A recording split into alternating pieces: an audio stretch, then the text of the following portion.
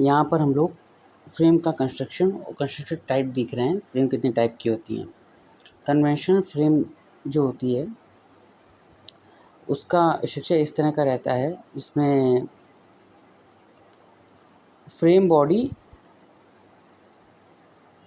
और फ्रेम अलग अलग डिज़ाइन की जाती है। पहले फ्रेम जैसे है रिजिड फ्रेम आती है हमारे पास, उसके ऊपर बॉडी का अलग से हम लोग कंस्ट्रक्शन करते हैं। फ्रेमलेस कंस्ट्रक्शन जो आजकल में ज़्यादातर जितनी भी गाड़ियाँ हैं जो एक ही रन में तैयार करी जाती है, इसमें बॉडी कंस्ट्रक्शन के साथ फ्रेम रिजिड एक ही कंबाइंड फॉर्म में रहती है।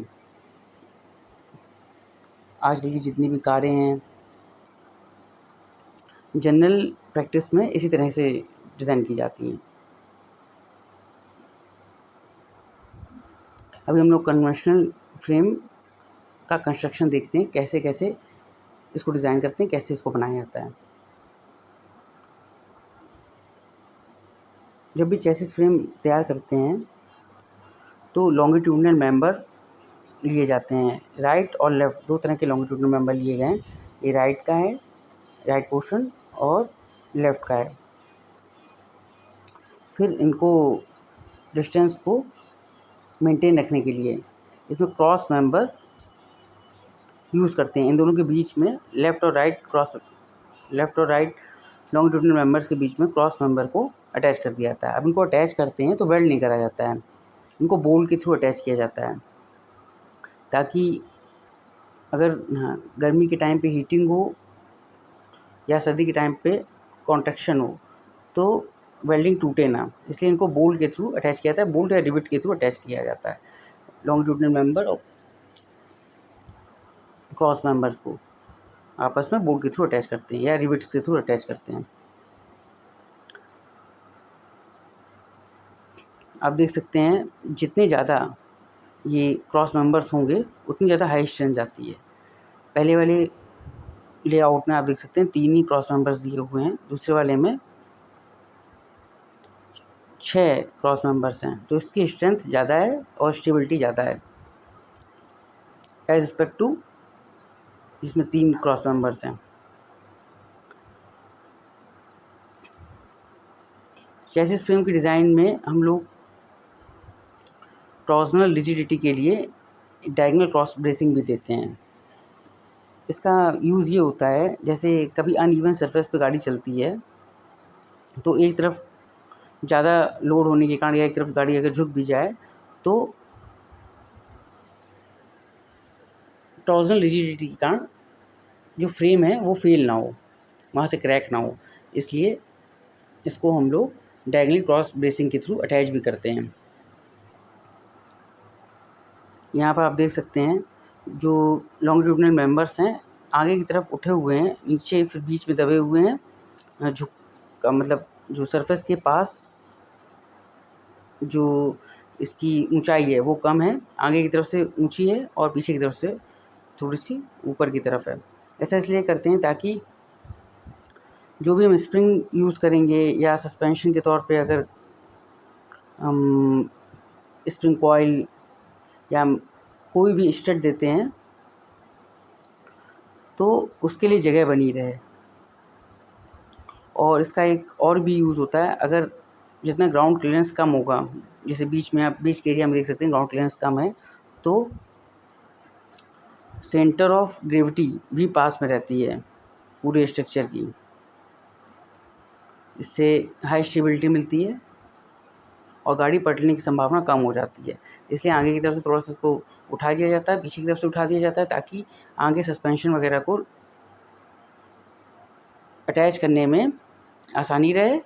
और बीच से ग्राउंड क्लियरेंस कम देते हैं ताकि सेंटर ऑफ ग्रेविटी मेंटेन रहे।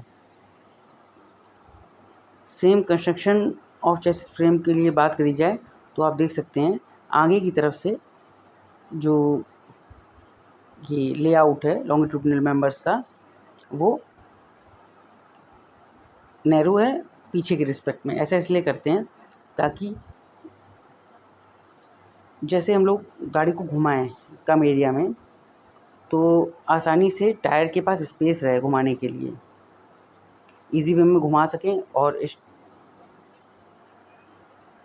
इसके अलावा स्टेबिलिटी के तौर पे बात करी जाए तो फ्रंट से जब हम गवर्निंग करेंगे व्हील्स की तो आसानी से उनको कम जगह में मोड़ सकें। यहाँ पर कम जगह में हम लोग गाड़ी को मोड़ सकेंगे।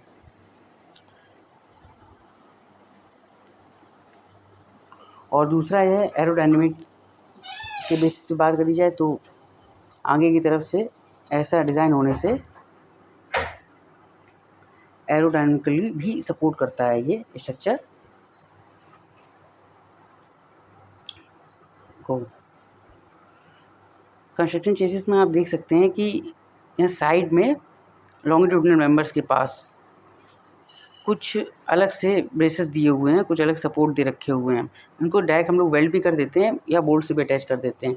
इसके थ्रू हम लोग माउंटिंग्स को इसमें अटैच करते हैं या कोई एडिशनल इसमें फिटमेंट करना है तो इसके थ्रू इसमें अटैच कर सकते हैं एडिशनल फिटमेंट्स को भी।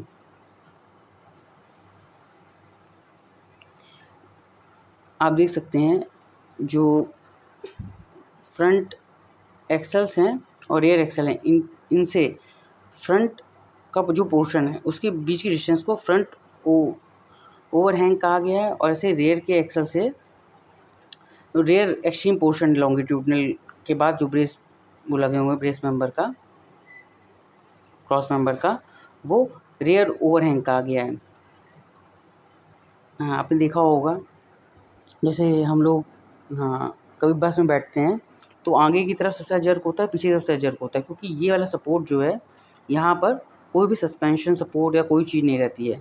इसीलिए जो हाई क्लास बसें होती हैं ना, उनमें देखा होगा स्कैनिया वगैरह में आगे की तरफ हम लोग एयर सस्पेंशन यूज़ करने लगे हैं ताकि जर्क ना रहे। लेकिन जनरल केस में आप इसको फील करना चाहें तो ओवरहैंग और रेयर ओवरहैंग, फ्रंट ओवरहैंग और रेयर ओवरहैंग की जो बेसिक यूज़ हैं वो केवल इतना ही है कि यहाँ पर हम लोगों का जो ओवरऑल स्पैन है वो बढ़ जाता है, लेकिन जर्क इनमें सबसे ज़्यादा आता है।